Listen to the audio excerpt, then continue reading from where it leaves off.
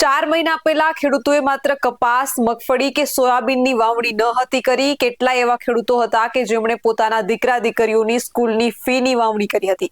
કેટલાય એવા ખેડૂતો હતા કે જેમણે પોતાના સ્પ્લેન્ડરના હપ્તા ભરવા માટે પાકનું વાવેતર કર્યું હતું અને પાક ઉપર જાણે કે કમોસમી વરસાદે સોથ ફેરવી દીધો છે. સંપૂર્ણ પાક કમોસમી વરસાદને કારણે નુકસાન થયું છે અને માત્ર પાકનું નહીં પરંતુ ખેડૂતોના સપનાને પણ વ્યાપક નુકસાન થયું છે. આર્થિક સંકળામણના કારણે ગુજરાતમાં છેલ્લા 25 દિવસમાં 6 ખેડૂતોએ આપઘાત કર્યા છે. નમસ્કાર, આપનું સ્વાગત છે BS9 TV ન્યૂઝ ઉપર અને હું છું આપની સાથે કાજલ સુવા. 25 દિવસમાં 6 ખેડૂતોના આપઘાત થતા ખરેખર દુઃખદની લાગણી અનુભવાય છે.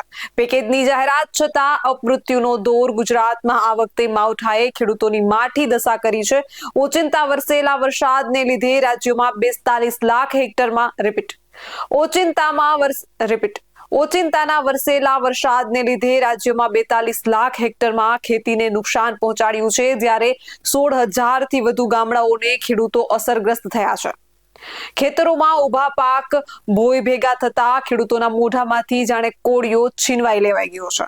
આર્થિક રીતે તબાહ થયેલા ખેડૂતો મજબૂરવશ થઈ જીવન લીલા સંકેલી રહ્યા છે. છેલ્લા એકાદ મહિનામાં ગુજરાતમાં કુલ મળીને 6 ખેડૂતોએ આપઘાત કર્યો છે. આના પરથી ખેડૂતોની આર્થિક પરિસ્થિતિ કેટલી હદે કથળી હશે તેનો અંદાજ આપ લગાવી શકો છો. આર્થિક સંકળામણને લીધે ખેડૂતો અંતિમ પગલું ભરવા મજબૂર બની રહ્યા છે. માવઠાને લીધે પાક નિષ્ફળ જતા આર્થિક સંકળામણના ભારથી ગુજરાતમાં વધુ એક ખેડૂતે આપઘાત કર્યો છે. વિસાવદરના ઈશ્વરિયા ગામમાં 42 વર્ષીય ખેડૂત શૈલેષ સાવલિયાએ ઝેરી દવા પીને જીવન ટૂંકાવ્યું હતું.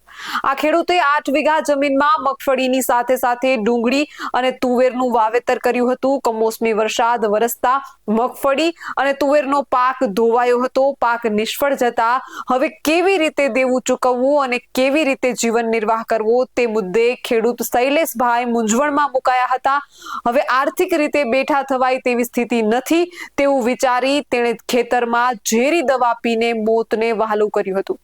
ચિંતાજનક એ છે કે પાક નિષ્ફળ જતા આર્થિક સંકળામણ અનુભવતા ખેડૂતોએ એક પછી એક મોતને વહાલું કર્યું છે. અગાઉ રાજકોટ જિલ્લાના કોટડા સાંગાણી તાલુકાના અરડોઈ ગામમાં 50 વર્ષીય ખેડૂત દિલીપભાઈ વિરિયાએ ઝેરી દવા પીને આપઘાત કર્યો હતો. જ્યારે વિછિયા તાલુકાના રેવાણિયા ગામમાં 49 વર્ષીય ગફારભાઈ ઊંડે કુવામાં ઝંપલાવીને આપઘાત કર્યો હતો. ભાવનગર જિલ્લાના સિહોર તાલુકાના રબારિકા ગામમાં 65 વર્ષીય વૃદ્ધ ખેડૂતે પણ આપઘાત કર્યો હતો. દેવભૂમિ દ્વારકામાં માનપુર ગામમાં 37 વર્ષીય કરશનભાઈ વાનોરિયાએ પણ આપઘાત કરી મોતને વહાલું કર્યું હતું. રાજ્ય સરકારે 10,000 કરોડ રૂપિયાનું કૃષિ સહાય પેકેજ જાહેર કર્યું છે, પરંતુ હજુ સુધી એકેય ખેડૂતને સહાયની કાણી પાય પણ ચૂકવાઈ નથી. કૃષિ સહાય માટે ખેડૂતો ધર્મના ધક્કા ખાઈ રહ્યા છે, પરંતુ સહાય ક્યારે મળશે તે હજુ કાંઈ નક્કી નથી. કરોડોનું કૃષિ પેકેજ પણ ખેડૂતોને આર્થિક રીતે મદદરૂપ થઈ શકે તેમ નથી. સરકારે જ ખિસ્સું કાપ્યું. ખેડૂતોની એવી ફરિયાદ છે કે મગફળીના બારદાનનું વજન 700 ગ્રામ હોય છે, પણ કૃષિ વિભાગ બારદાનનું વજન 1 કિલો ગણે છે, જેથી ખેડૂતને બોરી દીઠ 300 ગ્રામ મગફળી વધુ આપવી પડી રહી છે. જો 75 મણ મગફળી ખરીદવામાં આવે તો 72 બોરી દીઠ કુલ મળીને 22 કિલો મગફળી મફતમાં આપવી પડે, જેની કિંમત સરેરાશ 1600 રૂપિયા ગણી શકાય.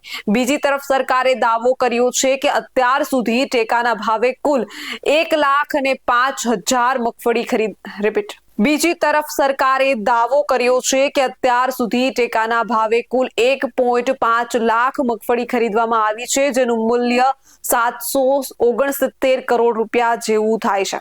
45,000 થી વધુ ખેડૂતોએ મગફળીનું વેચાણ કર્યું છે. 7, 12 અને 8 ના દાખલા મેળવવા ખેડૂતો હાલ દોડધામ કરી રહ્યા છે.